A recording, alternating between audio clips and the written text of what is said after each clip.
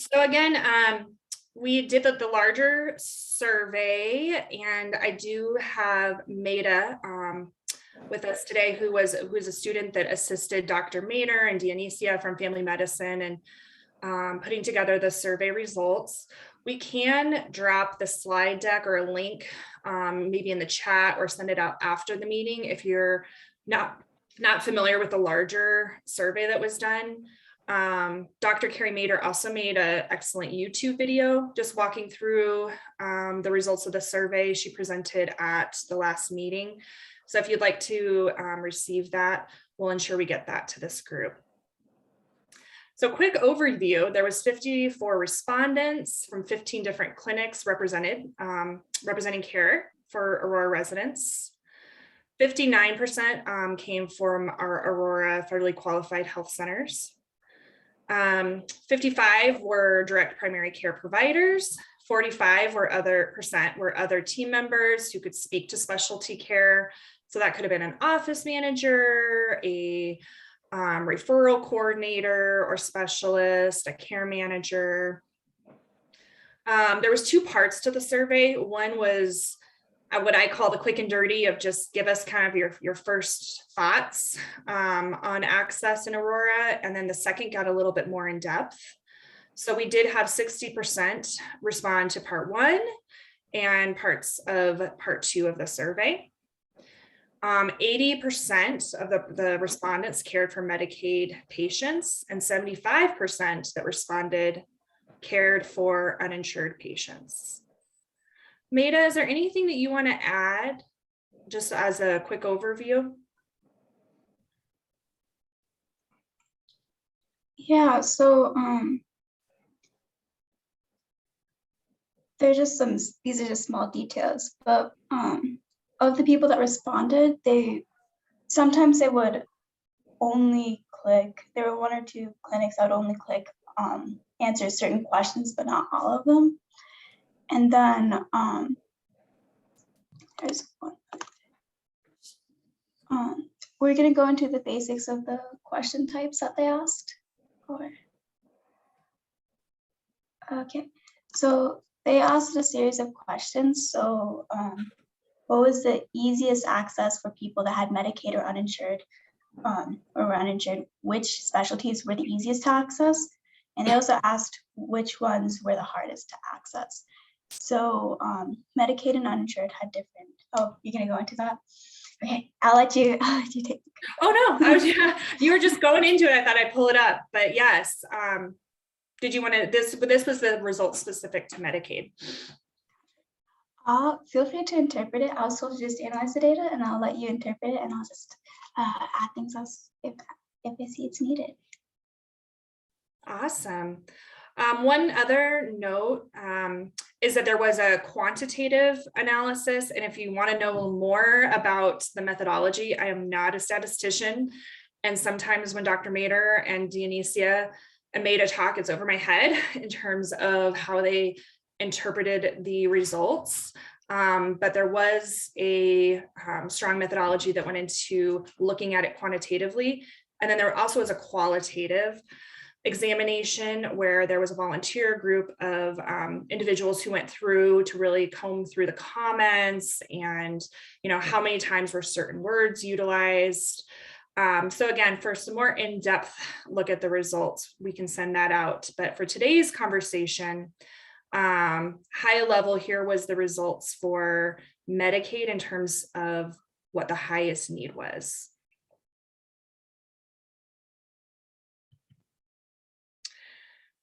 So as part of the survey, there also was, options for what can we do about it, and asking the community where we can really start to come together and make a difference. And when it's great to get survey results, as many of us know, but then it's what next? What do you do with the information that you have? So one of the goals was really to understand the barriers. So there's system things that happen even at a federal level, a state level, structurally, that we have to better understand where and how we can impact. And then there's more of that local impact. What can we do specifically around access in Aurora? So what are those barriers, and how does Medicaid work in Colorado? We really need to understand kind of some of the operational larger system pieces of Medicaid and how it functions in Colorado on a policy front, legislatively, and how care is currently being accessed. So there's what's written, and ideally here's what access to specialty care looks like, and then there's the reality of it. So understanding those two different pieces. Learning from bright spots, and Rich, you can talk a little bit to this, but we do know that there's some really good work happening. I think, Rich, you're meeting soon, maybe next week, with El Paso to understand what they're doing, but there are some best practices out there that we can take pieces from, or learn what we can perhaps replicate. Yeah, we'll be meeting with Allison Gottsman, who's over at Anschutz campus, who has a good relationship with the El Paso Medical Society, El Paso County Medical Society, which has a perspective and procedures that we think addresses for them there in El Paso County, the struggle, the issue. And then the other ones are there too. And of course, our own Doctor's Care with Bibi, our lovely Bibi is here. And her method is, from talking with her, is used to be pretty structured and round robin and equitable among the various health providers. But then this awful thing called systems care or systems organizations came in, and our changes in legislation with Medicaid, and that structured system kind of went to, I think, Bibi, you scratch my back and I'll scratch your type of thing, the relationship type of thing, which I think you guys have honed to a pretty good degree, and which the strides and the salutes and would like to have, but we're certainly not there yet. Any comment on that, Bibi? I just love how you have pointed out the three lines within specialty care. Yeah, that's exactly, Rich. It has become more of a relationship building between medical providers that do support us and specialists in the community, and we work them daily to keep them open.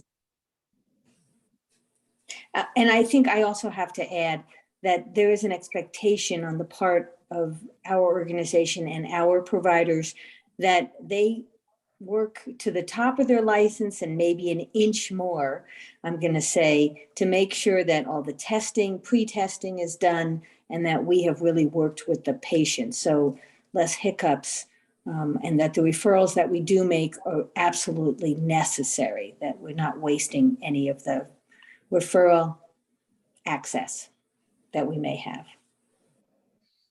That's such a critical part, Bibi, is just ensuring that all of that happens ahead of time and that things are streamlined. And because there is that bottleneck where when there is a lot of referrals coming in, how do you really determine what's appropriate versus not appropriate? And as we talk a little bit more about solutions, what might be more appropriate for things like e-consults, telehealth, and how we can really work with providers to work to the top of their skill set with ECHOs. A whole bunch more acronyms. And I think what jumped out to me from the survey is that our primary care providers out there, especially for low income or Medicaid or uninsured, are at odds. I mean, they're struggling because they don't know who will accept Medicaid and who won't. And if you accept Medicaid last week, maybe you're not this week. And they're very busy. They have tons of patients to see. There's a big need for navigation, specialty care navigation that we just don't have, because we're so distracted, let's say, because we just don't know who's taking Medicaid today and who isn't. There are many specialists out there wish they could, but they're part of these systems that say, oh, no. We don't want you to accept low reimbursement, complicated Medicaid, and certainly not uninsured. And sometimes specialists are having to sneak them in. So it's not we don't really have that network. And that's why we want to look at those organizations you see on the slide that seem to have a network. that maybe is working or maybe not, and what then could work for Aurora, and what type of investment would we need to have a specialty care network like that, where primary care providers are not so much in the dark on who will take Medicaid and who won't. So we'll be more on that as we get into our research with those organizations. And I'm really looking forward to the discussion on Medicaid from HCPF, Medicaid one-on-one. How is it working? How should it be working? That type of discussion, I hope that we have here too. Thanks, Rich. Another thing that came out is just understanding network adequacy. For some, that's a new term. And really, what is network adequacy? How is adequacy defined? And what's everyone's role in creating that network? And how do we know when it's adequate? And then another area that came out is that whole boiling the ocean conversation we've had within this group is we want better access to specialty care in every area for everyone. But perhaps taking a deeper dive into one specialty area is a good course of action to really understand the nuances, because it does look different based on the area of specialty. And lastly, so be solution focused. I think there's no doubt that we're all aware there's a lot of barriers, there's a lot of issues, there's a lot of challenges. How can we come together to create solutions and partner to create that better access?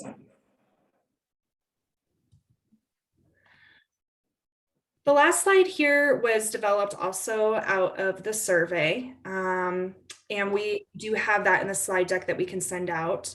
And this just talks a little bit more about all of the different pieces that really go into creating better access and how you develop a network, how you look at the financial modeling of it, the collaboration that BB spoke to, policy components, communication, and specialty care models, such as ECHO and e-consults, telehealth, mobile clinics, integrated care, and accessible by other clinics. Like, how do you really develop that network and ensure that you understand how to take advantage of those different care access points? Because we're now in a time, COVID gave us a nice little nudge towards not just the brick and mortar approach to access.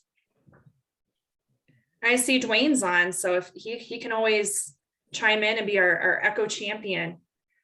I was lurking. I'm lurking, just listening. A specialist in the midst. No, I am listening and loving everything that I hear, and don't want to derail you with one of my rants. But the only thing I would add on there with ECHO is that it's also a great place for level setting. So we can start that collaborative work about what occurs in the primary care medical home, and then how do we transition patients and who are the right patients to transition. And, if I hope before the end of my career, and I hope that's a long way off, so it's an obtainable goal, but we really do look at Aurora and the area around it and develop a virtual medical neighborhood. So that way people can pop in, talk to me and my room colleagues, talk to neurologists, see if their patients need to come across or what workup needs to be done beforehand. Because the thing I want to make sure that people remember is that primary care providers have resources I don't have. I don't remember the last time I saw a social worker. I can tell you it's been over a decade in the university clinic space. There's a lot of things a primary care provider can do that I can't do as a specialist. And so there's no hierarchy here. It's about differing skill sets and how do we find efficiencies among those skill sets. See, look, I derailed anyway. Sorry, Heather. No, you didn't derail. We always appreciate your perspective. And I think with this group, what's wonderful is that this is a conversation. We want this to be a discussion and figuring out how we really all work together to move that needle. And I think your concept is very doable within your career time frame. The whole concept of a virtual access point. So next, we're going to talk a little bit more with Devin, just to understand some of the federal and state pieces, and how access is defined and data. And I love Devin asked, how can HCPF serve and be a data partner in this? I think that's such an excellent question. And then if there's others that need to be in our conversation, how do we ensure that they're involved? Devin, did you want me to stop my share here for you? That would be great. I just have a few slides. Okay. While we transition, I just wanted to highlight some conversations in the chat. Maida clarified that psychiatry was an option in the survey. Behavioral health was not. And then Molly has a couple of comments, just remembering that HCPF contracts and reimburses the specialists. And she also says, can we impact immigrant care at the state level? The feds seem to get in the way. Molly, I didn't know if you wanted to vocally say anything or just keep it to the chat, but No. wanted to make sure that people are knowing that you're participating. Thanks. No, I'm paying attention. It's all conversations we've had before. Thank you.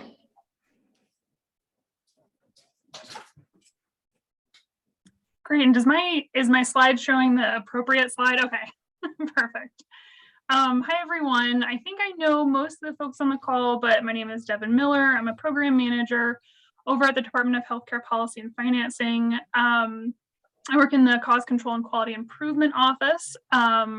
And I'm really excited to be here today to chat about how we're thinking about specialty care access at HCPF, and hoping to see how that translates for you all and hopefully try to find that alignment in moving forward and making some progress in specialty care access. And I'll start off, I am by no means an ACC expert, and I'm sure there's folks on the call who are a little bit more in tune with, what's going on at the RAE level. But I wanted to provide just a high level overview from our perspective and our lens, where a lot of the direction is coming from at the federal and state requirements. So on the federal side, there's the Access Monitoring Review Plan that comes from CMS. I think a lot of folks on the call are familiar with this as it came out a couple years ago, and I believe you all provided some feedback on that.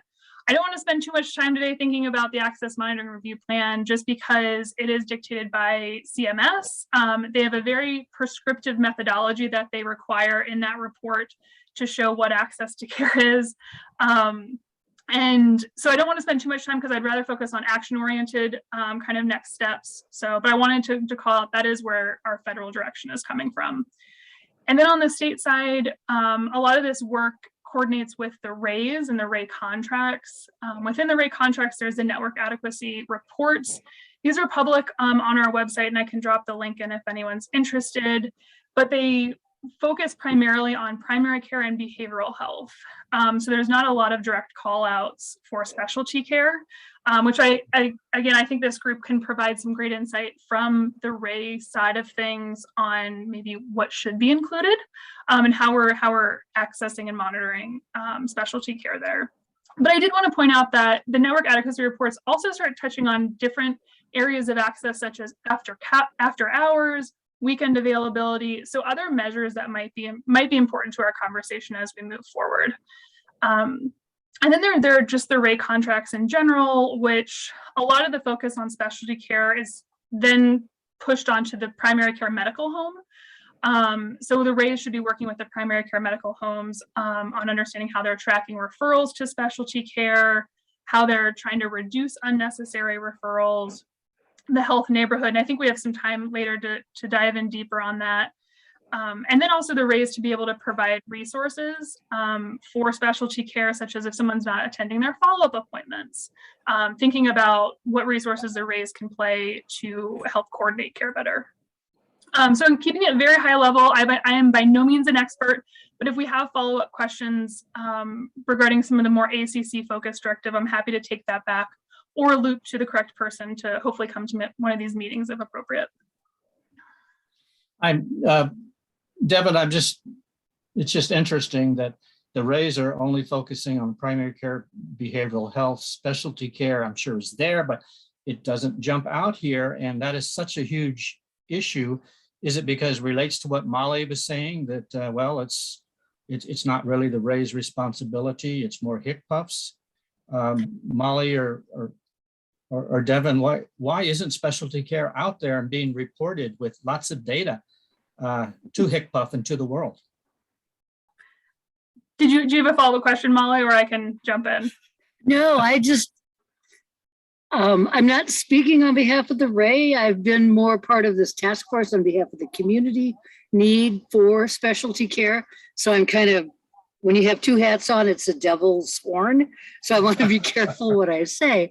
But I echo what we don't, as a Ray, we don't have any carrots or sticks or anything to make specialists see Health First Colorado members. We, care managers certainly can beg and plead and whatnot as well as anybody, but breaking through access barriers, whether it's the university or any other specialist network, we ain't got no magic as a regional accountable entity because we don't pay the claim and we don't contract. So we can't threaten anything. And I don't mean to be punitive and say money talks, but in some cases, money talks. And, if you can control the contract or the payment, you have somebody will listen. And when you don't do that, it's But Rich and I have worked on the community access to this one for a long time. And there's a gap. And there's hugely a gap. I absolutely, I agree with both of you. And Rich, I'm right there with you. Or why isn't this a focus area? I think specialty care has always been this gray area on the state side, knowing that we have, the Rays that can contract with primary care. There's been a lot of focus on behavioral health. And it's just really fallen in this gray area. And we're definitely trying to shift that need at the state level to be more involved and to figure out moving forward, what are some longer term solutions with contracting, with our data access and tracking. But yeah, I completely agree. It hasn't been a main focus area. Now we're falling into, well, whose responsibility is it? Who should be kind of tracking this and having that accountability? So hopefully I'll get to a little bit of it with our data and trying to think through, what are we looking at with access? And then where does that fall in, is it the state policy side? Is it more on the local level? And I really look forward to having that conversation with you all. So internally at the department, I've been really trying to shift our way of thinking around specialty care, to your point, Rich, because I think it's just been this kind of big idea of like, oh, we need specialty care access. Maybe one measure will, help us show if we have access to care. And coming from CMS, that's kind of what the access monitoring review plan does, where it just says, check the box, we have providers, or check the box, the time and distance ratio is okay. But I've been really trying to focus in our conversations at the department of what do we mean by specialty care access? How are we measuring it? And who is responsible? And I'm sure if we asked everyone in this room, everyone would have different answers to those questions, which is really amazing because I think all the answers would be correct because there's just so many ways to think about access to care and what that means. You talk to someone in the telehealth space, they're going to be looking at access to care through that telehealth lens. You're looking at from the social determinants of health perspective, that's going to be a totally different answer. So I think kind of having that level setting of what are we talking about when we mean access to care, and where are those different areas that we can impact it? I really like to think about, and I liked, Heather, the diagram you showed, I was thinking something similar with like the socio-ecological model. We're thinking about individual interventions. We're thinking about the network of providers. We're thinking about the big healthcare systems and the environment which the patient lives. And then we're thinking about the policy level. And within all of those different areas, there's ways to impact access to care. So hopefully we can dive in a little bit if we look at measures and we look at how we can kind of come together to paint a better picture of access to care. These are just, I know these are probably familiar to everyone, but different access to care measures that have been used. There's a ton of different initiatives at the department, and some initiatives might only have one of these measures measuring access. But I think we can all agree if I were to just provide one of these data points, it wouldn't paint the picture of access we want. And it probably, to Heather's point earlier, what we see in writing and in policy might not be what's actually translated at the patient level. So we can look at, numbers of providers. We can look at time to appointment. We can get into the weeds and look at, is there walk-in availability? Do we have translation services? How is that patient actually getting to the appointment? So I just wanted to highlight this to really show the vast difference of trying to use measures appropriately. I know there's just programs that don't use measures appropriately. Or they might say, oh, the visits have increased, access to care is fine because they're increasing, where I just don't think that's the case when we actually want a comprehensive picture. And Devin, this access measures, does it combine primary care and specialty care and lump them all together, or do you break it out? Well, all of these for primary care, these bullets, and all of these for specialty care and those bullets. It really depends on the measure and depends on the program. A lot of them are broken out. Because it is so different between primary and specialty care. And I'll get into kind of the nuance of trying to break that out by specialty care, which is how we've run into a lot of holdups on our end. Okay. I think that also it's important to acknowledge that we're not the only state that battles this. I mean, that doesn't give me peace of mind. But I was looking at like North Carolina, for example. They look at number of providers, and their access measure is really looking at number of providers versus Medicaid recipients by county. And then they just do an algorithm and it spewts out, yep, this is adequate. And that is such a narrow view, I think, of looking at access, just to take two pieces of information. It's just a volume driven methodology. It doesn't get into the comprehensive nature of some areas of specialty. And there's some areas of specialty, it takes 6-7 visits, where some it's one visit. I mean, just all of those nuances. So North Carolina really just said, hey, there's this number of individuals who are Medicaid or Medicare recipients. We're going to ensure there's this number of providers and we're going to call it good. And I think that Colorado is trying to look at it in a more meaningful way. And we're just limited, I think, in trying to understand, yes, there's the claims piece. We have some data around claims, but how can we better understand the unmet need? And that's where I think we have to come together and really have those conversations with individual practices, large and small, to understand what they're running into when they're trying to access care for their patients. Absolutely. And yeah, that's the provider to Medicaid patient ratio is what it's known as. And yeah, it's not a very strong measure. I just wanted to highlight this as an example of an area the department is thinking about. This is with our partnership with the CU School of Medicine through our interagency agreement. And we were thinking about having this framework of access where we really start pulling out some of those measures, and instead of just kind of lumping it all together and it's like, is access met? But thinking about pulling it out to understanding the workforce we have, understanding what services is Medicaid reimbursing for, how are those services provided, is e-consult available? And then also incorporating the patient experience into that as well. And I just showing this as an example of trying to start thinking about this in more of a dynamic way than just a kind of check the box access to care way. So I know Heather touched upon this. I think Dwayne also mentioned this. There's so many different pieces that we can start thinking about with access to care and start improving, whether some of these might be short-term goals that we can have quick wins with, what some of these might be long-term policy goals. ECHO is mentioned with provider education, thinking about e-consults and telemedicine from the policy level of the state moving ahead, wanting to reimburse for e-consults so more providers can use this, and providing a platform for providers to use this.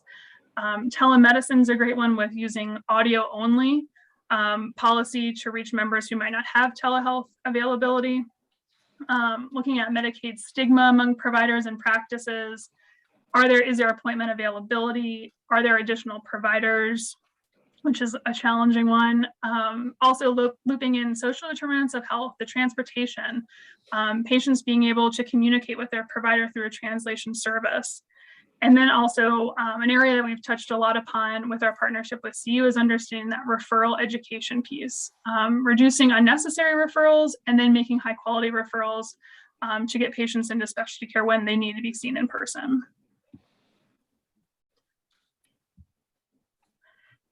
And then HCPF really wants to be a data supporter in this work and understanding, what we can provide from the state level. Alone, our data is not that valuable because we just see our little slice of data for access to care. So I'm really excited to discuss today on ways that we can open this up and think about other data sources, other partners that need to be involved in this conversation to really understand more what access looks like in Colorado. And I wanted to provide just a couple examples of the information we can provide that might be helpful to this conversation, and then also the caveats that come with that data. We have provider counts. This is an area, Rich, to your point regarding specialty care, that we've really struggled with. And over the last couple of years, I've been working with our data team to fine tune what specialty care means, because our data that we have is only as good as how a specialist enrolls with Medicaid and using their taxonomy code, which helps delineate them as like a neurologist, a cardiologist. And within the taxonomies, there's a handful of subspecialties. So in our data, it's been a huge lift to really fine tune, like, how are we pulling cardiologists?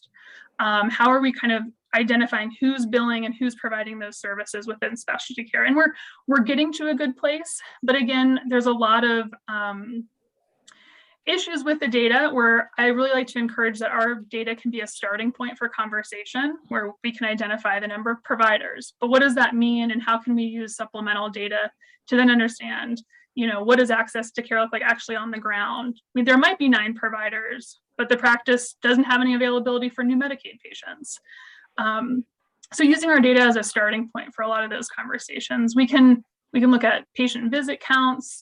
There's the provider to member ratio that was mentioned, time and distance. There's been a lot of back and forth about this measure, CMS, and I could be mistaken, but I think the network adequacy reports look at how the crow flies for a lot of time and distance, which is not that valuable coming from a member perspective of understanding how far away they actually are to a specialist. We can look at total members if cost was an area to explore. And then also we have the location of members and providers through the state. So again, there's a lot of limitations. Another one being we only get what was filled out on the claim is our source for data. We don't contract with specialists, so we don't necessarily know exactly, okay, we have 7 contracted specialists in this zip code. We won't have that information, but we are able to see who is billing different specialty care claims and if they identify as a specialist. So we were able to pull that information. And then I also just wanted to share, I think there's a lot, and Heather commented on this as well, of kind of getting more at the local level. So using our data maybe as a starting point for these conversations, and then really getting into understand, like, at the clinic level, at the patient level, some of these healthcare systems. Our partnership with CU has been such a great experience of understanding, okay, you have this data, we have this data. What does that actually mean about our data then? So having these conversations where there's data sharing involved, we're understanding, who can see what in their data. There's also, CHI's access to care survey. And I included CDPHE's data on here because there's a conversation at HCPF where, okay, we just need to enroll, we need to encourage providers to be able to bill for Medicaid, and we need to make sure that they're enrolled. So I worked with the access to care team over at CDPHE, and it comes to find out that almost 80% of all providers in the state of Colorado in all specialty care areas are able to bill Medicaid. So most providers have that certification through CDPHE to bill Medicaid. So that helped shift the conversation too, where maybe it's not necessarily, I think we still need to focus on that 20% that, is not accepting Medicaid and not being able to bill. But I think shifting the focus to, okay, we have a lot of providers that can see Medicaid patients, but are they seeing Medicaid patients? Interesting.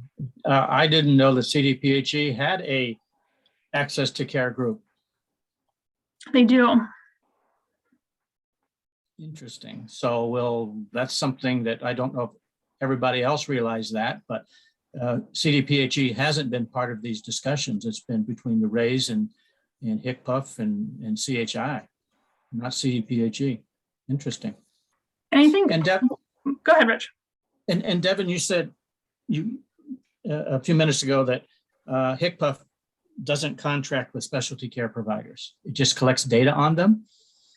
We reimburse for the specialty care services, so that's why we have the data on specialty care. Okay. Okay. And what were you going to say?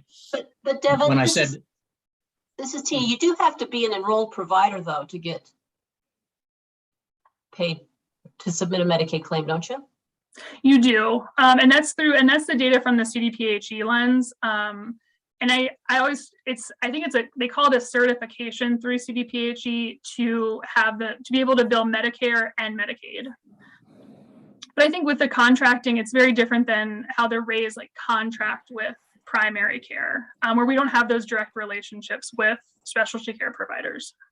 Yeah, I think there's a difference between like enrolled versus like contracted, right? Like you're enrolled and you're eligible to submit claims, but there's not necessarily like a contract that's established between HCPF and a specialty care provider. Right. So I think that's all I have. I don't know if there's any additional questions. I'm curious, who's on that committee at CDPHE, I guess, because I've never heard of them working on these issues, I don't know. They just seem like an outlier. Maybe they would benefit from being more inclusive of community involved people, or maybe they have their own community involved people and we just don't know them. I know their scope of work is a little bit different, but they're the ones who are able to provide me with, how many providers are actually enrolled to submit claims for Medicaid.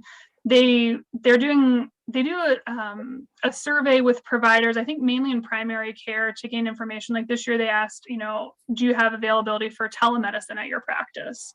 So I think they might be a good partner in understanding data from that lens. I would have to go back and just double and see, what additional data sources they might have or perspective. Yeah, we can definitely find out more about that work group and ensure that everyone's aware of kind of what their scope is and if there's an opportunity for us to partner with them. Do we have any idea of what percentage of possible specialists are enrolled or contracted using the CDPHE lens? So we broke it out by our specialty care areas that we were looking at for the CU School of Medicine work. And so that was like cardiology, rheumatology, derm, and the majority of them, or all of them, were at least 80% or more. So 80% of the specialists in those areas have the ability to see Medicaid patients. Thanks. Okay. That means they have the ability to see Medicaid patients, is in like when they're enrolling, they like click, yes, I will accept Medicaid patients. Yeah, it's not the same. Is that correct? I'd have to double check on the certification for Medicaid through them and what that looks like. I am not sure. Yeah, I'm not either. I'm asking you more just like, I guess to myself, like I wonder, yeah, what that entails. Like if they just have to agree, like, yes, I'll serve Medicaid members, and they click yes, or if they have to do something specific to demonstrate that. I think it's up to them. I'm sure there are a lot of practices out there that have that certification and do not see any Medicaid patients. Right. I Well, think yeah, out I of think this, Oh, go ahead, Rich. I'm just saying, I think out of discussion here with Devin, it's pretty clear to all of us that, well, it's clear to many of us that specialty care is a huge health issue. It impacts so many people and quality of life and the state of our economy and people's lives. But within the state mechanisms to manage Medicaid, it's very fuzzy. It would be nice to have a kind of a primary, an overview and an insight and a little bit of push that the Rays have with primary care to also have a specialty care, but that I know would be down the road. And then the other thing that Devin, you mentioned is you have a strong relationship with CU. and I know CU is very sensitive. Well, we're not the only specialist there is. Why should everybody be looking at CU? There's tons of other specialists out there. And maybe that needs to be expanded more so that it's just not CU being picked on, because I know they look at it as everyone's referring and specialty care cases to us, and we have to turn them down because we're just not equipped to handle everybody. And then we get a bad name for that. So the whole specialist community needs to be involved, maybe somewhat like Doctors Care is able to do within their little world down there. But that just kind of strikes me. And Devin, do you have anywhere near the relationship with other specialists that you have with CU? No, thanks for that question. And I'll say that we have the relationship with CU due to our interagency agreement that we have with them. So that's why that's a kind of a unique partnership. But I'm happy to report that I think moving ahead with our e-consult policy and reimbursement has really opened a lot of doors for us to be like, okay, who are our specialists?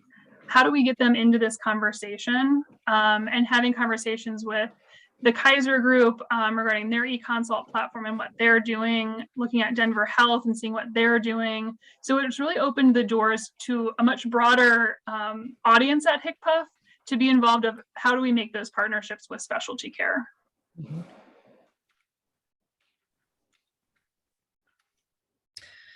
So one opportunity that came up within our last meeting was just this whole idea of looking through specialty care as it relates to the upcoming new iteration of the RAE, Regional Accountable Entity. I'm not going to use my acronyms, 3.0. That's a couple years out.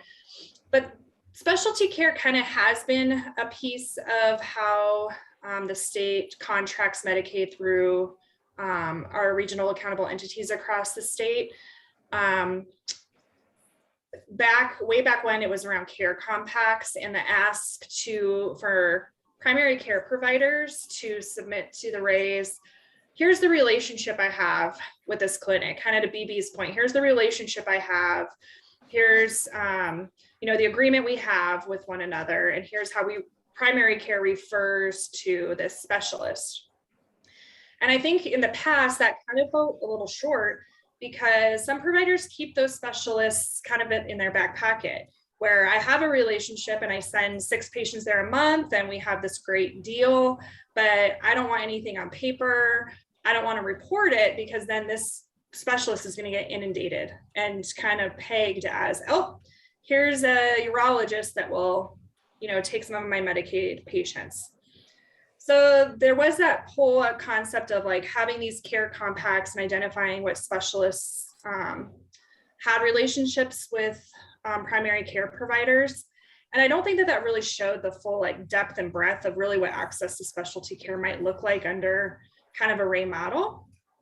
And so in the RAE 2.0 and then the RAE 3.0, there's been this opportunity for stakeholder engagement and feedback, where healthcare policy and finance, as well as organizations that are applying and submitting to the RFP to be a RAE, really ask the community, ask primary care provider, ask organizations, hey, what do you want to see? How should this look? What role should each person play? Who should be on first? Who should be on second? Who should be on third? And some of it payment related, some of it more like around key performance indicators. How should those be modified, monitored? Something for this group to think about as we met in our last meeting. Should this group perhaps, the Aurora Health Alliance Access to Specialty Care Work Group, do we want to get engaged in that process? And as the next iteration of the RAE comes to be, what feedback could we give on access to specialty care being more of a priority, and what that language might look like, and how we want to highlight some of the best practices out there and how maybe that could be replicated. So we wanted just to highlight this slide as an opportunity for the group. I know sometimes that feels a little bit far out. That contract has a couple more years left in it. So there is kind of the short term, what can we do in the here and now versus what can we do in the next year, 2 year, 3 year. But I do think that this is a good group that could really put some language and thoughts together on what we would like to see as that new model of the Ray is developed.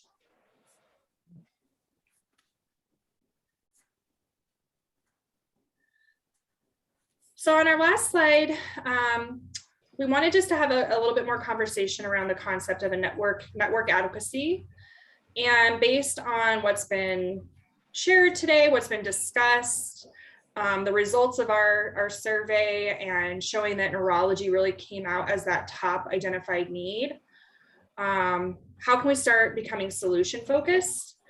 And more specifically, what role do we see of the Aurora Health Alliance in all of this?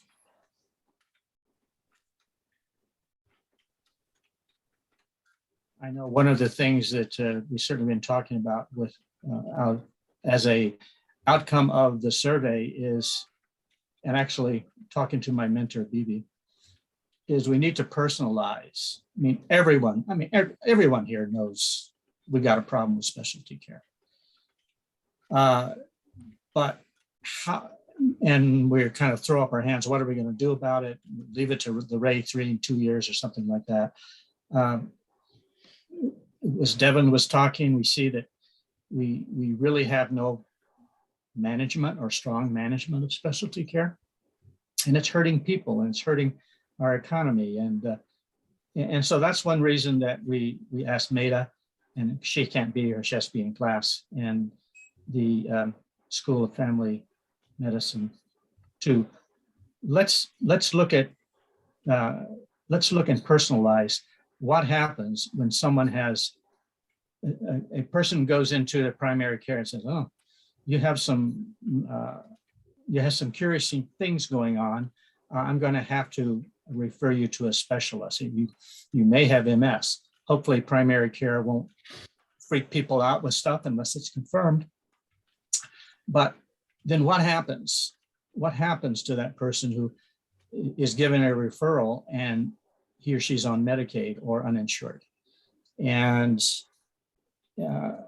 so that we begin to see this is such a human thing, and it's something that we hope that us who have pretty darn good health plans never have to face, that being confronted with a horrible possibility and we can't get any confirmation because we don't have specialty care. Or if we get the confirmation, we can't really get any type of definitive care without the grace of God coming down. There's no pathways for it. So begin to personalize it. That is one aspect of it, because we all know the data, but we need to hear the stories, not only in human terms, but also how is that impacting our culture and our community and our economy. So that'll be important to do. So we'll be working with Maida and others on that. And then certainly doing a better job working with HCPF and the Rays and CU and St. Joseph and Health One and all the other specialists who are out there. We need to really work together on this, guys. How can we do that? Obviously no silver bullets or easy answers out of this, but it's a job we have to continue. Thanks, Rich. We're coming up on time. Does anybody have any additional thoughts they'd like to share? Oh, this is Tina, and I resonate with everything you've said there, Rich. I do think, though, we in a broader context, this actually isn't just a Medicaid problem or uninsured problem. It's a Medicare problem. It's a TRICARE problem, and it's a commercially insured problem. And it's going to get worse because it's very clear that the training pipelines for specialists is not adequate to what our current need is, and it's not keeping up with anticipated growth. So I think there's kind of value in saying this is an overall problem, and because sometimes people hear Medicaid and they automatically kind of quit listening. But I think we can come at it from more than one door, and because it's a real problem for everyone, and it's going to become a worse problem for everyone. Yeah, I want to briefly second that. And I presented to this group a couple months ago about workforce shortages in rheumatology. And so I think a key component in this discussion is not healthcare access being a binary yes or no. I think it needs to be more complex out of the gate, which is talking about what is the appropriate level of access, engagement, and care. And that goes back to the idea of healthcare compacts, collaborative care, all the framework that you guys are doing, which is really impressive. But I would not look at access. And as Devin put together, there needs to be a whole different schema. But in that schema, it has to say what part of it has to be, what is the level of care that's necessary to meet the patient's needs and the need of the primary care provider as well. We have to look at other dimensions, and it's not the way that people have accessed care historically. There is the opportunity to look at different levels, right care, right time, all of those pieces. But we do now have this dimension of a virtual healthcare world. How do we embrace that and find ways to create better access? And I think since this survey, we've specifically kind of dove into the Medicaid piece of it. We do have that slice, but it is a ripple effect of what's happening across payers and at a national level. So that's an important thing to consider, as Tina mentioned. Thank you for everyone's time this morning. Thank you, Devin, for presenting from the HCPF lens and sharing your slides. And we'll make sure that the slide deck's available for everyone to go ahead and take a look at outside of this meeting. Yeah, thanks so much, Devin. Heather, thank you for this great facilitation of this. And we're moving on. We don't have any easy answers, but we kind of know what the problem is. And so we'll begin to focus on solutions over time. Thanks, everyone.